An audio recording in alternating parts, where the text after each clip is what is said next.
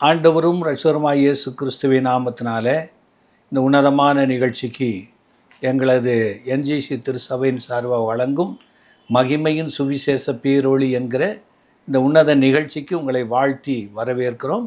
கடந்த காலங்களிலே ஆண்டவராகிய இயேசு கிறிஸ்துவின் உன்னதமான உபதேசத்தையும் அவரால் உண்டாகிற மேன்மைகளையும் பரலோக ராஜ்யத்துக்கு அடுத்த காரியங்களையும் கிறிஸ்துவின் பாடுகளையும் அவருடைய மரணம், உயிர்த்தெழுதல், மறுரூபமாக்கப்படுதல் இப்படிப்பட்ட தெய்வீக வாக்கியங்களை உங்களுக்கு சிஷ்டாந்தப்படுத்தி இந்த நாட்களிலே உங்களுக்கு இந்த சத்தியத்தை கொடுத்து வருகிறேன். இந்த சத்தியத்தை அநேகர் கேட்டு ஆசீர்வதிக்கப்படுகிறீர்கள். இந்த நாளிலும் கூட பரலோக ராஜ்யத்தை நாம் அறிந்து கொள்வது அவசியமாயிருக்கும். பரலோக ராஜ்யமானது என்ன என்பதையும், யார் அதில் பிரவேசிப்பார்கள், யார் அதில் பிரவேசிக்கக்கூடாது என்பதை குறித்து இந்த நாளிலே சிஷ்டாந்தமாக உங்கள் மத்தியில் இந்த தேவ வார்த்தைகளை வைத்துக்கொள்ள நான் பிரயாசப்படுகிறேன். அதுக்கு ஆதாரமாக ரோமர் 14:17. தேவனுடைய ராஜ்யம் புசிப்பும் குடிப்பும் அல்ல, அது நீதியும் சமாதானமும் பரிசுத்த ஆவியினால் உண்டாகும் சந்தோஷமுமாயிருக்கிறது. ஆக பரலோக ராஜ்யத்தை குறித்து இங்கே ரோமருக்கு அப்போஸ்தலனாகிய பவுல் எழுதும்போது, புசிப்பும் குடிப்பும் அல்ல, அது நீதியும் சமாதானமும் பரிசுத்த ஆவியினால் உண்டாகக்கூடிய சந்தோஷமுமாயிருக்கிறது. ஆக இங்கே தான் புசிப்பு குடிப்பு. பரலோகத்தில் புசிப்பும் குடிப்பும் தேவையில்லை. ஆனால் அங்கே தேவ நீதி, தேவனுடைய சமாதானம், பரிசுத்த ஆவியானவர் கொடுக்கிற சந்தோஷத்தினால நாம் தேவனை துதிப்போம். அதற்கு ஆதாரமாக மத்திய 5:12 சொல்லுகிறது, சந்தோஷப்பட்டு களி கூறுங்கள், பரலோகத்தில் உங்கள் பலன் மிகுதியாயிருக்கும், உங்களுக்கு முன்னிருந்த தீர்க்கதரிசிகளையும் அப்படியே துன்பப்படுத்தினார்களே. ஆக வேதம் சொல்லுகிறது, சந்தோஷப்பட்டு களி கூறுங்கள், பரலோகத்தில் உங்கள் பலன் மிகுதியாயிருக்குமாம். இந்த பூமியில் தீர்க்கதரிசிகளையும் தேவனுடைய பிள்ளைகளையும் ஊழியர்களையும் துன்பப்படுத்தலாம்.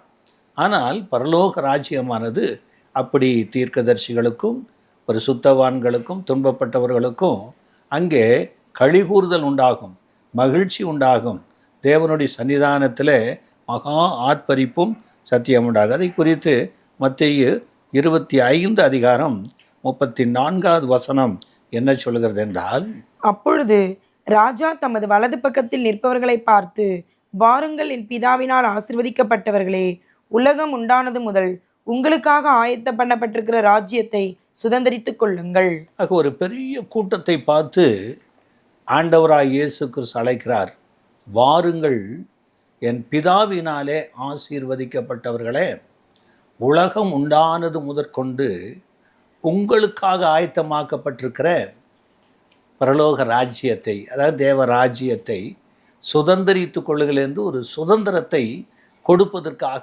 அழைக்கிறார்.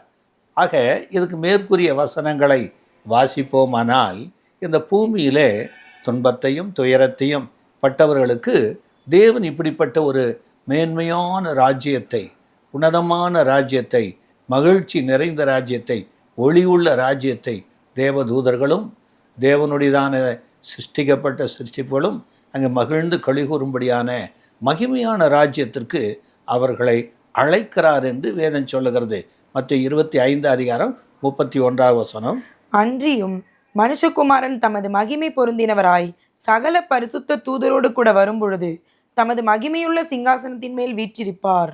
ஆக மனுஷகுமாரன் அந்த பரலோக ராஜ்யத்தில் மகிமை பொருந்தியவராக பரிசுத்த தூதரோடு வரும்போது அங்கே பரலோக ராஜ்யத்தில் மகிமையுள்ள சிங்காசனத்தில் அவர் வீற்றிருப்பாராம்.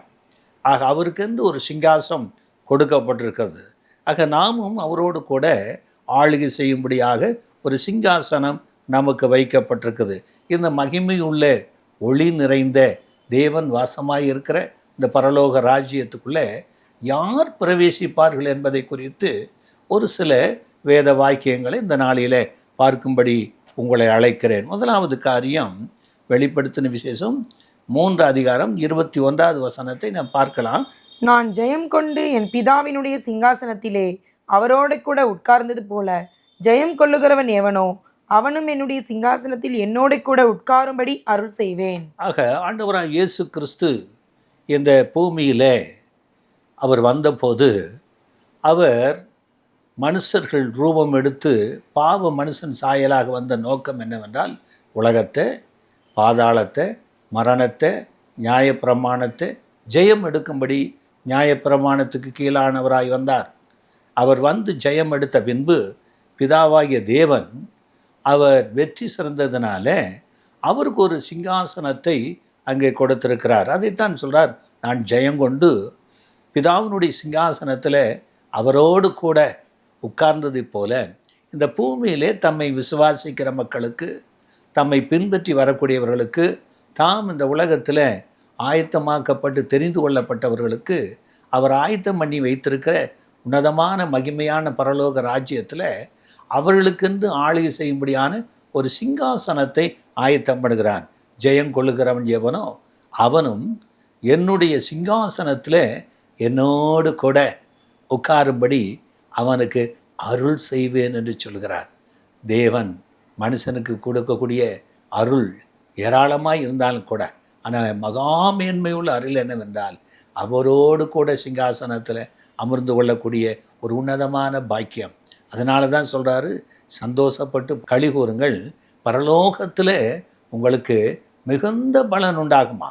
இந்த பூமியில் ஒருவேளை கிறிஸ்துவ நிமித்தம் எவையெல்லாம் இழந்து போயிருந்தோமோ, என்னென்ன துன்பங்களை நாம் அனுபவித்தோமோ அவைகளெல்லாம் நிறைவாக்குவதற்கு மகிமையில் தேவன் மறுரூபப்படுத்தி அங்கே எடுத்துக்கொள்ளும் போது அந்த மகா மேன்மையான உன்னத ராஜ்யத்தில் நம்மை கனப்படுத்துகிறார்.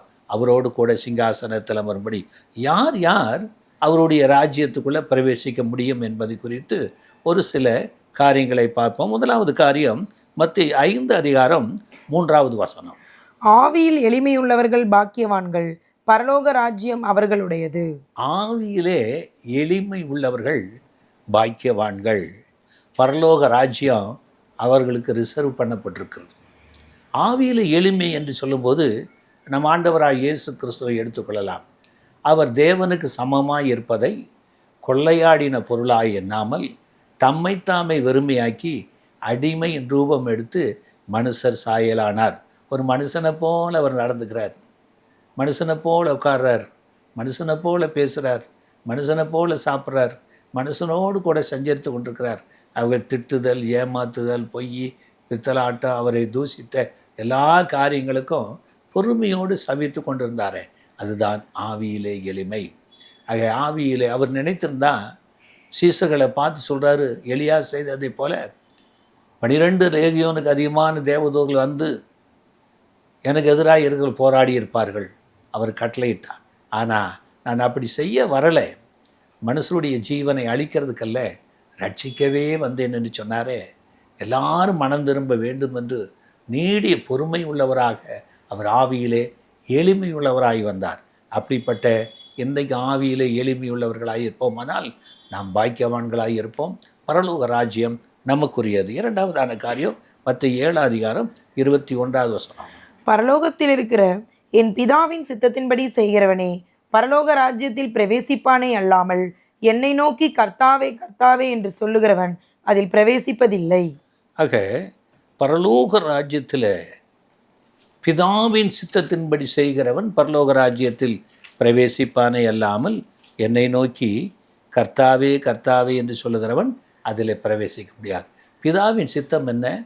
இயேசு கிறிஸ்து சொல்கிறார், மத்தேயு 18:4 ஆகையால் இந்த பிள்ளையைப் போல தன்னை தாழ்த்துகிறவன் எவனோ அவனே பரலோக ராஜ்யத்தில் பெரியவனாயிருப்பான். என் பிதாவின் சித்தத்தின்படி செய்கிறவனே பரலோக ராஜ்யத்தில் பிரவேசிப்பானே அல்லாமல் என்னை நோக்கி கர்த்தாவே கர்த்தாவே என்று சொல்லுகிறவன் அதில் பிரவேசிக்க முடியாது. ஆக பிதாவின் சித்தம் என்ன? யோவான் 7:16-17 சொல்லப்பட்டிருக்கிறது. இயேசு அவர்களுக்கு பிரதியுத்தரமாக, என் உபதேசம் என்னுடையதாயிராமல் என்னை அனுப்பினவருடையதாயிருக்கிறது. அவருடைய சித்தத்தின்படி செய்ய மனதுள்ளவன் எவனோ அவன் இந்த உபதேசம் தேவனால் உண்டாயிருக்கிறதோ நான் சுயமாய் பேசுகிறேனோ என்று அறிந்து கொள்ளுவான். ஆக இயேசு சொல்லி இருக்கிறார், பிதாவின் சித்தம் என்பது என்ன?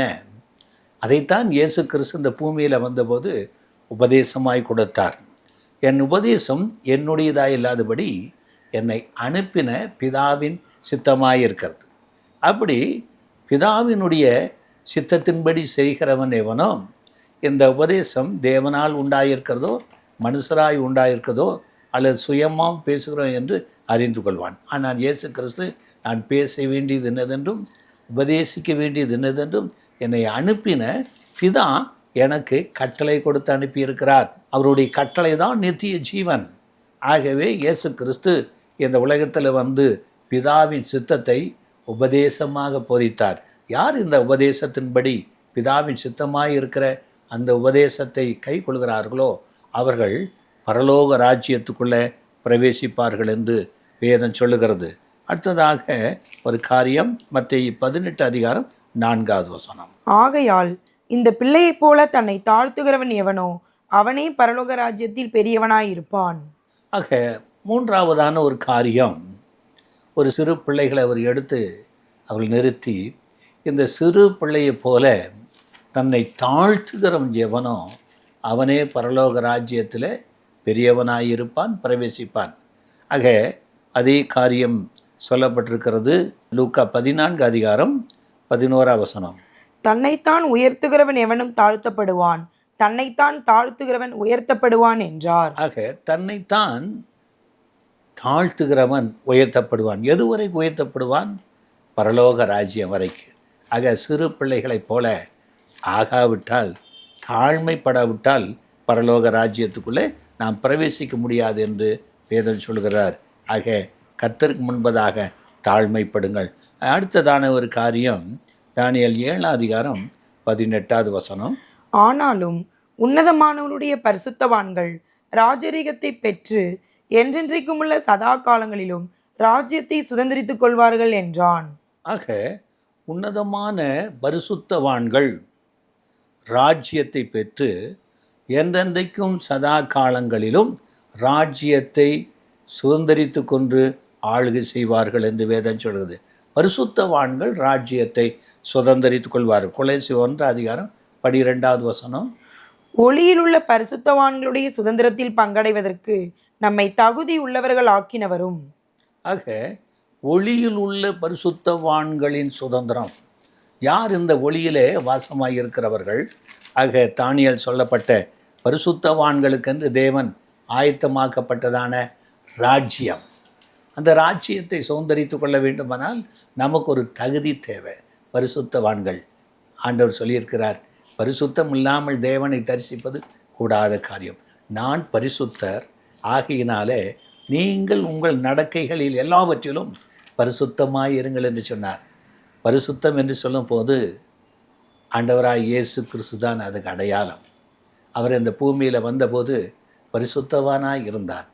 அப்படிப்பட்ட பரிசுத்தவான்கள் சுதந்திரத்தில் பங்கடைவார்கள் என்கிற ஒரு தகுதியை ஒளியுள்ள ராஜ்யத்துக்கு வைத்திருக்கிறார். ஐந்தாவதான காரியம், வெளிப்படுத்தின விசேஷம் 21:24. ரட்சிக்கப்படுகிற ஜனங்கள் அதன் வெளிச்சத்திலே நடப்பார்கள், பூமியின் ராஜாக்கள் தங்கள் மகிமையையும் கனத்தையும் அதற்குள்ளே கொண்டு வருவார்கள். ஆக அடுத்த ஒரு காரியம், ரட்சிக்கப்படுகிற ஜனங்கள் வாசமாயிருக்கிற இடம்தான் பரலோகம். ஆக ஒருவன் இந்த பூமியிலே ஆண்டவராய் இயேசு கிறிஸ்துவை விசுவாசித்து அவருடைய இரத்தத்தில் பாவம் கழுவப்பட்டு ரட்சிக்கப்படாவிட்டால் பரலோக ராஜ்யத்துக்குள்ளே பிரவேசிக்க முடியாது. ஆக ரட்சிக்கப்பட்ட ஜனங்கள் அதன் வெளிச்சத்தில், பரலோக ராஜ்யத்தின் வெளிச்சத்தில் பிதாவாகி தேவன் ஒளியாக இருக்கிறாரே அந்த வெளிச்சத்திலே நடப்பார்கள். பூமியின் ராஜாக்கள் தங்கள் மகிமையும் கனத்தை அதற்குள்ளே கொண்டு வருவார்கள். இந்த பூமியில் நம்மை ராஜரீக கூட்டமாய் தெரிந்து கொண்டிருக்கிறார். அவருடைய ஆசிரிய கூட்டமாய் தெரிந்து கொண்டிருக்கிறார். அவரை துதிக்கிற ஜனங்கள், அவரை பாடுகிற ஜனங்கள், அவரை மகிமைப்படுத்துகிற ஜனங்கள் தமது மகிமையும் கனத்தையும் பரலோகத்துக்கு கொண்டு போகக்கூடியவர்களாக இருக்கிறாங்க. ஆக அப்படிப்பட்ட ரட்சிக்கப்பட்ட ஜனங்கள் வாசமாக இருக்கிற இடம்தான் பரலோக ராஜ்யம்.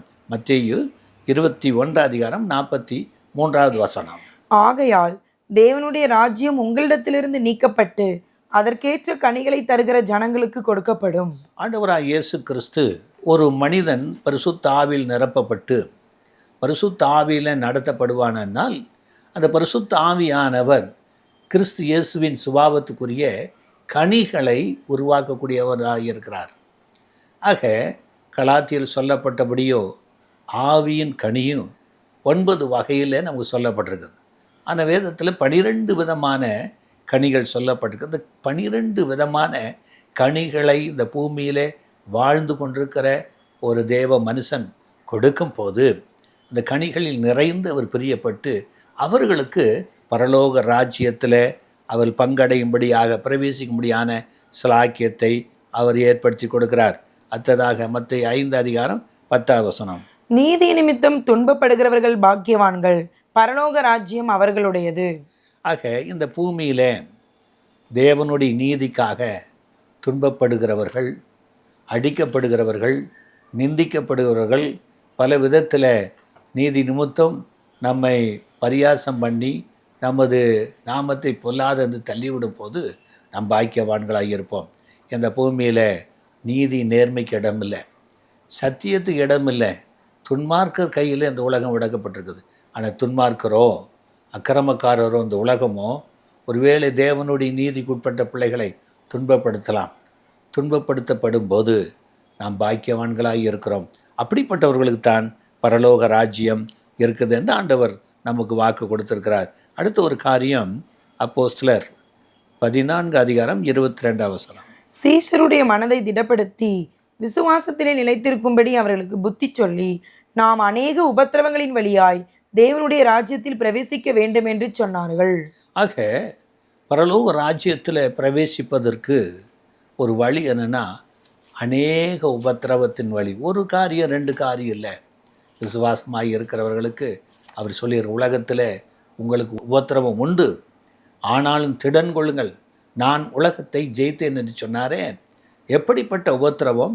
மனசினால் வரக்கூடிய உபத்திரவம், பொல்லாத ஆவிகளினால் வரக்கூடிய உபத்திரவம், பலவிதமான துன்மார்க்கனால் வரக்கூடிய உபத்திரவம், இப்படி பலவிதமான உபத்திரவங்களை சகிக்கிறவர்களை பார்த்து சீசர்களுடைய மனதை அன்றைக்குள்ள அப்போஸ்தலர்கள் திடப்படுத்தி விசுவாசத்திலே நிலைத்திருக்கும்படி அவர்கள் புத்தி சொல்லி அவர்கள் சொல்லுகிறார், நமக்கு வரக்கூடிய உபத்திரவங்கள் வழியாகத்தான் தேவ ராஜ்யத்துக்குள்ளே பிரவேசிக்க முடியும். இன்றைக்கும் விசுவாச மக்களை ஒருவேளை ஆண்டவருடைய விசுவாசத்துக்குள்ளே வந்து நான் பாடு அனுபவிக்கிறேனே, துன்பத்தை அனுபவிக்கிறேனே, பலவிதமான உபத்திரம் வருதே, ஏன் எதுக்கு இந்த கஷ்டம், ஏன் இந்த நஷ்டம், எனக்கு உரியவர்கள் இறந்து போய்விட்டார்களே, நான் நம்பியிருந்தவர்கள் கைவிடப்பட்டு விட்டார்களே, நான் என்ன செய்வேன் என்று எண்ணிக்கொண்டிருக்கலாம். மகளே, மகனே, பயப்படாது. அநேக உபத்திரம் வந்தாலும் பரலோகத்தில் தேவாதி தேவன் இருக்கிறார். அவர் தேவனுடைய ராஜ்யத்தில் நீ பிரவேசித்து கொண்டிருக்கிறாய் என்று இந்த வார்த்தையின் மூலமாய் கர்த்தர் நமக்கு திடப்படுத்துகிறார். வெளிப்படுத்தின விசேஷம் 7:14. அதற்கு நான், ஆண்டவனே, அது உமக்கே தெரியும் என்றேன். அப்பொழுது அவன், இவர்கள் மிகுந்த உபத்திரவத்திலிருந்து வந்தவர்கள், இவர்கள் தங்கள் அங்கிகளை ஆட்டுக்குட்டியானவருடைய இரத்தத்திலே தோய்த்து வெளுத்தவர்கள். ஆக பரலோகத்தில் இந்த பூமியில் உபத்திரவப்பட்டவர்களை பார்த்து ஒரு பெரிய கூட்டம் சொல்லுது, இவ எங்கேருந்து வந்தவர்கள். அங்கே ஆண்டவர் அவர்களுக்கு பதில் சொல்கிறாரு, இவர்கள் பூமியில் மிகுந்த உபத்திரவத்திலிருந்து வந்தவர்கள். ஆக அந்த உபத்திரவம் என்கிற ஆட்டுக்குட்டியானுடைய இரத்தத்தில் தோய்த்து வெளுக்கப்பட்டவர்கள். ஆகவே வெள்ளை அங்கிகளை தரித்து கையில் குருத்தோலைகளை பிடித்து கொண்டு வந்திருக்கிறாங்க, தேவனை துதிக்கிறாங்க. ஆகவே பரலோகத்திலே உங்கள் பலன் மிகுதியாக இருக்கும். ஆக அடுத்த ஒரு காரியம் மத்தேயு 21:31. இவ்விருவரில் எவன் தகப்பனுடைய சித்தத்தின்படி செய்தவன் என்று கேட்டார். அதற்கு அவர்கள், மூத்தவன் தான் என்றார்கள். அப்பொழுது இயேசு அவர்களை நோக்கி, ஆயக்காரரும் வேசிகளும் உங்களுக்கு முன்னே தேவனுடைய ராஜ்யத்தில் பிரவேசிக்கிறார்கள் என்று மெய்யாகவே உங்களுக்கு சொல்லுகிறேன். ஆக இன்றைக்கு தகப்பனுடைய சித்தத்தின்படி செய்கிறவன் தான் பரலோக ராஜ்யத்தில் பிரவேசிக்க முடியும். இன்றைக்கி அநேகர் ஆண்டவரை ஏற்றுக்கொண்டாங்க, சமூகத்தில் வந்திருக்கிறாங்க. அவர்னால சில அற்புத அடையாளங்களை பெற்றுக்கொண்டு நன்மைகளை பெற்றுக்கொண்டு வாழ்கலாம். ஆனால் தங்களை அவர்கள் நீதிமான்களாக பரிசுத்தவான்களாக காட்டிக் கொள்கிறார்கள். அவர்களை பார்த்து இயேசு சொல்கிறாரு, நீ யாரை பார்த்து ஆயக்காரன் வேசிகள் என்று சொல்கிறீர்களோ முந்தி அவர்கள் தேவனுடைய ராஜ்யத்தில் பிரவேசிக்க முடியும். ஆனால் நீயோ உன்னை நீதிமானாக பரிசுத்தவானாக நீ சுத்தவானாக உன்னை காட்டிக் கொள்கிற. ஆக அப்படிப்பட்டவர்கள் பிரவேசிக்க முடியாது. பிதாவின் சித்தத்தின்படி, தகப்பனுடைய சித்தத்தின்படி செய்கிறவர்களே பிரவேசிக்க முடியும் என்று தேவன் சொல்கிறார். அடுத்த ஒரு காரியம் 10வது வெளிப்படுத்தின விசேஷம் 21:27. தீட்டுள்ளதும் அருவருப்பையும் பொய்யை நடைபெறுகிறதுமாகிய ஒன்றும் அதில் பிரவேசிப்பதில்லை. ஆட்டுக்குட்டியானவரின் ஜீவ புஸ்தகத்தில் எழுதப்பட்டவர்கள் மாத்திரம் அதில் பிரவேசிப்பார்கள். ஆக தீட்டுள்ளதும் அருவருப்பும் பொய்யை நடப்பிக்கிற ஒன்றும் பரலோக ராஜ்யத்துக்குள்ளே பிரவேசிக்க முடியாது.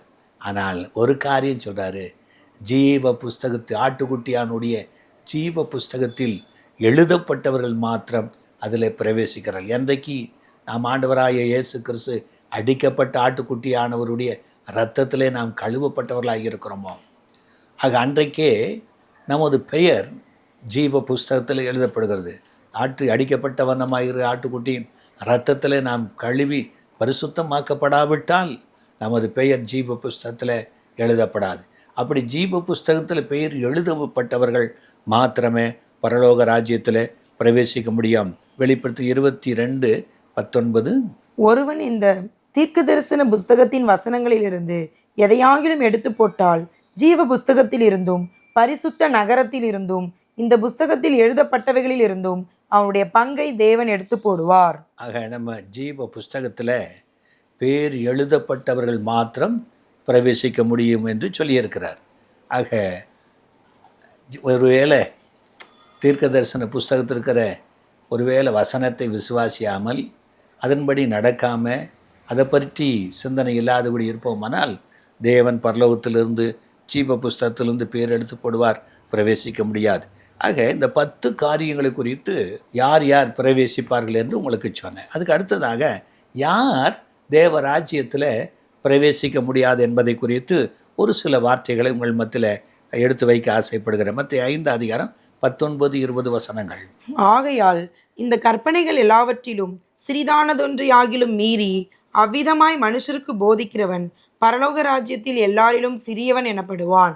இவைகளை கைக்கொண்டு போதிக்கிறவனோ பரலோக ராஜ்யத்தில் பெரியவன் எனப்படுவான்.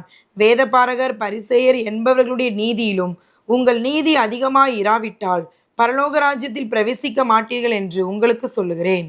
ஆக கை கொண்டு போதிக்கிறவர்கள் பரலோக ராஜ்யத்தில் பிரவேசிப்பார்கள், கற்பனைகளை, கட்டளைகளை, இந்த உபதேசத்தை.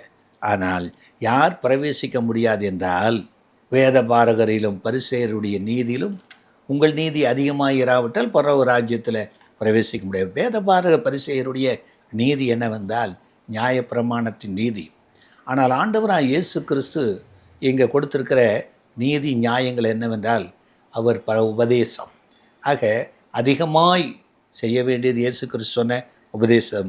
அந்த உபதேசத்தின்படி, அந்த தேவ நீதியின்படி செய்யாவிட்டால் பரலோக ராஜ்யத்துக்குள்ளே நாம் பிரவேசிக்க முடியாது.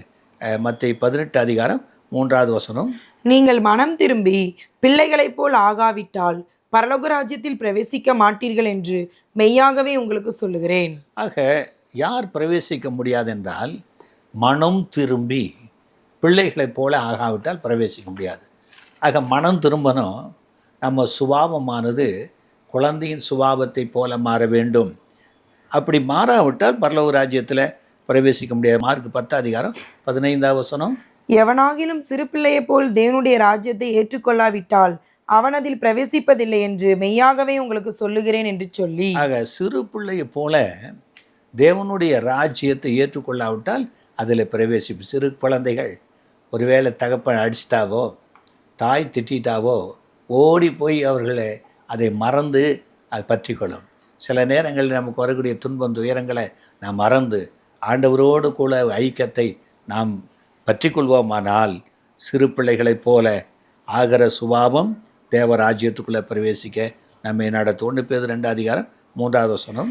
நீங்கள் வளரும்படி புதிதாய் பிறந்த குழந்தைகளைப் போல திருவசனமாகிய கலங்கமில்லாத ஞானப்பாலின் மேல் வாஞ்சியாயிருங்கள்.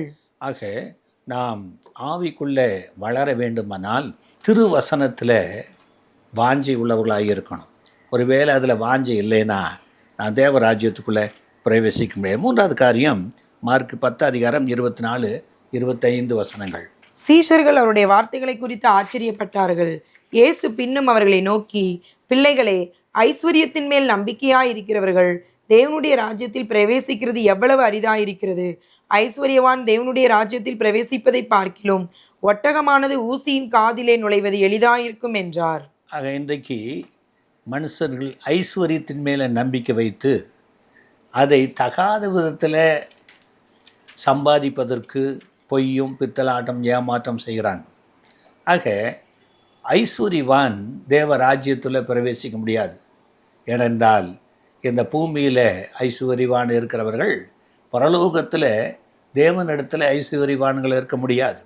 ஆகவே அப்படிப்பட்டவர்கள் ஒட்டகமானது ஊசியின் காதில் நுழைவது எளிதாக இருக்கும், ஆனால் ஐஸ்வர்யவான் தேவராஜ்யத்தில் பிரவேசிக்க முடியாது. அப்படியானால் ஐஸ்வர்யவான் என்ன செய்யும்? இயேசு சொன்னார், உனக்கு உண்டானதை விட்டு தருத்தரு கொடு, அப்புறம் சிலுவை தூக்கிட்டு என்னை பின்பற்றிவானார். ஆக மனிதன் தன்னுடைய ஆஸ்திகளை ஆண்டவருடைய ராஜ்யத்துக்கென்றும் அவருடைய நாமத்துக்கென்றும் செலவிடும் போது தேவ ராஜ்யத்துக்குள்ளே பிரவேசிக்க முடியாது. 4வது காரணம் யோவான் 3:3 இயேசு அவனுக்கு பிரதியுத்தரமாக, ஒருவன் மறுபடியும் பிறவாவிட்டால் தேவனுடைய ராஜ்யத்தை காணமாட்டான் என்று மெய்யாகவே மெய்யாகவே உனக்கு சொல்லுகிறேன் என்றார். அதற்கு நிக்கோதேமு, ஒரு மனுஷன் முதிர்வயதாய் இருக்கையில் எப்படி பிறப்பான்?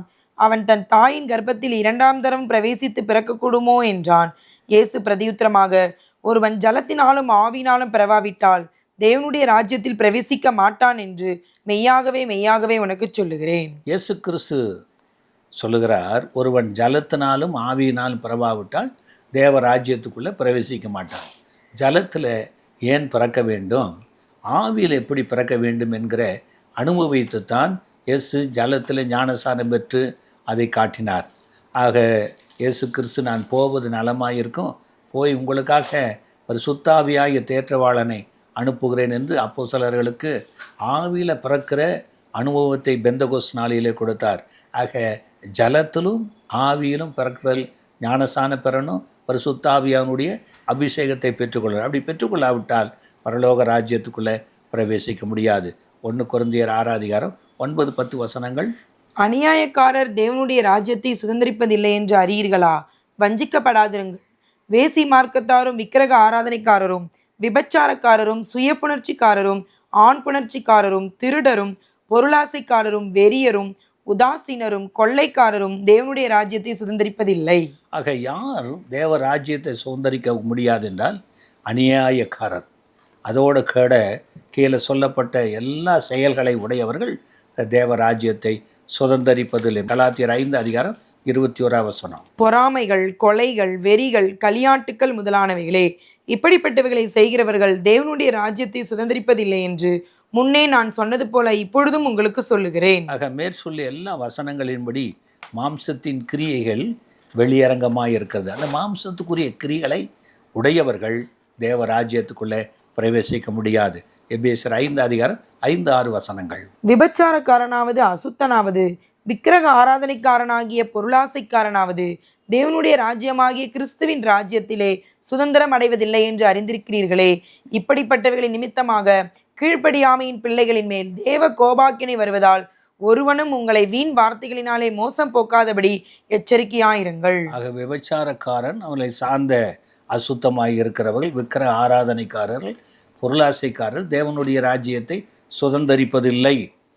ஆக இப்படிப்பட்டவர்கள் தேவ ராஜ்யத்தை சுதந்திரிக்க முடியாது, அங்கே பிரவேசிக்க முடியாது.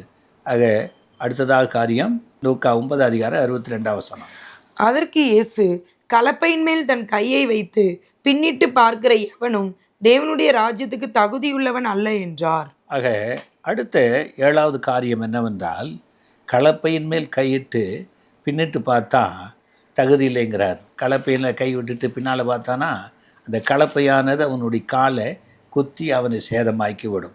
அதே போல் ஆண்டவராக இயேசு கிறிஸ்து இந்த ஊழியத்திற்கு அழைத்திருக்கிறார், விசுவாச வாழ்க்கைக்கு அழைத்திருக்கிறார், பரிசுத்தத்துக்கென்று அழைத்திருக்கிறார். ஆக ஆண்டவராக இயேசு கிறிஸ்துவை விசுவாசித்து ஞானசானம் பெற்று பரிசுத்தாவின் அபிஷேகத்தை பெற்று மீண்டும் இந்த வாழ்க்கை கஷ்டமாக இருக்கிறது, இது ஓட முடியாது என்று சொல்லி பழைய ஜீவியத்துக்கு போகும்படி திரும்பி போகிறவன் தேவ ராஜ்யத்துக்குள்ளே பிரவேசிக்க முடியாது என்று ஆண்டவர் சொல்லி வைத்திருக்கிறார். மத்திய 21:43 ஆகையால் தேவனுடைய ராஜ்யம் உங்களிடத்திலிருந்து நீக்கப்பட்டு அதற்கேற்ற கனிகளை தருகிற ஜனங்களுக்கு கொடுக்கப்படும். ஆக தேவனுடைய ராஜ்யம் எப்பொழுது நீக்கப்படுமோ, தேவனுக்கென்று கனி கொடுக்காத போது, ஆக தேவனுடைய ராஜ்யம் நம்மை விட்டு நீக்கப்படும். பரிசுத்த ஆவியானவர் வரும் நோக்கமே தேவனுக்கென்று கனி கொடுக்கிறவர்களாய் மாற்று. அப்படி தேவனுக்கென்று கனி கொடுக்காதபடி உலகத்தாராய் இருப்போமானால் நம்ம விட்டு தேவ ராஜ்யம் நீக்கப்பட்டு போய்விடும். அடுத்த ஒரு காரியம் வெளிப்படுத்தின 21:27. தீட்டுள்ளதும் அருவருப்பையும் பொய்யை நடப்பிக்கிறதுமாகிய ஒன்றும் அதில் பிரவேசிப்பதில்லை. ஆட்டுக்குட்டியானவரின் ஜீவ புஸ்தகத்தில் எழுதப்பட்டவர்கள் மாத்திரம் அதில் பிரவேசிப்பார்கள். ஆக தீட்டுள்ளது, அருவருப்பு, பொய்யை நடப்பிக்கிற ஒன்றுமே இப்படிப்பட்டவர்கள் தேவ ராஜ்யத்துக்குள்ளே பிரவேசிக்க முடியாது என்று இந்த வசனத்தின் மூலமாய் நாம் பார்க்குறோம். 10வது காரியம் வெளிப்படுத்தின 22:19. ஒருவன் இந்த தீர்க்கதரிசன புஸ்தகத்தின் வசனங்களிலிருந்து எதையாகிலும் எடுத்து போட்டால் ஜீவ புஸ்தகத்தில் இருந்தும் பரிசுத்த நகரத்திலிருந்தும் இந்த புஸ்தகத்தில் எழுதப்பட்டவைகளிலிருந்தும் அவனுடைய பங்கை தேவன் எடுத்து போடுவார். ஆக ஜீவ புஸ்தகத்திலிருந்து எப்போ எடுத்து போடுவானா, இந்த தீர்க்க தரிசன புஸ்தகத்தில் வசனங்களிலிருந்து எதையாவது எடுத்து போடுகிறவன் ஜீவ புஸ்தகத்திலிருந்து அவனுடைய பேர் எழுத்தப்படும். இன்றைக்கு வசனத்தை வாசிக்கிறவர்களும் கேட்கிறவர்களும் அதன்படி செய்கிறவர்களும் பாக்கியவான்கள். இன்றைக்கி அநேகர் வேதத்தின் மகத்துவத்தை நான் அவர்களுக்கு எழுதி கொடுத்தேன், அதை அந்நிய காரியமாக எண்ணிக்கொண்டிருக்கிறார்கள். கர்த்தர் பேசுகிற வார்த்தை வசனத்தை கொண்டு தான் பேசுவார். ஆக கர்த்தர் நான் எத்தனையோ தரம் உங்கள் மத்தியில் பேசியும் நீங்கள் எனக்கு செவி கொடுக்கவில்லை, அக்கிரமக்காரரே என்னை விட்டு அகன்று போங்கள் என்று சொல்வார். ஆகவே அந்த தீர்க்க தரிசன புஸ்தகத்தில் வசனங்களில் உன் வாழ்க்கையை விட்டு எடுத்து போடாத, உன் இருதயத்தில் அதை காத்துக்கொள். அப்படி எடுத்து போட்டால் ஜீவ புஸ்தகத்திலிருந்தும் பரிசுத்த நகரத்திலிருந்தும் பரலோகத்திலிருந்தும் உன்னை என்ன செய்வார் தேவன், அவர் உனக்குரிய பங்கை எடுத்து போடுவார். லூக்கா 16:16. நியாயப்பிரமாணமும் தீர்க்கதரிசன வாக்கியங்களும் யோவான் வரைக்கும் வழங்கி வந்தது. அது முதல் தேவனுடைய ராஜ்யம் சுவிசேஷமாய் அறிவிக்கப்பட்டு வருகிறது. யாவரும் பலவந்தமாய் அதில் பிரவேசிக்கிறார்கள். ஆக தேவ ராஜ்யமானது யோவான் வரைக்கும் சுவிசேஷமாக அறிவிக்கப்பட்டு வருகிறது. ஆக அந்த சுவிசேஷம் கிறிஸ்து இயேசுவின் மூலமாய் தேவ ராஜ்யமாக அறிவிக்கப்பட்டு வருகிறது.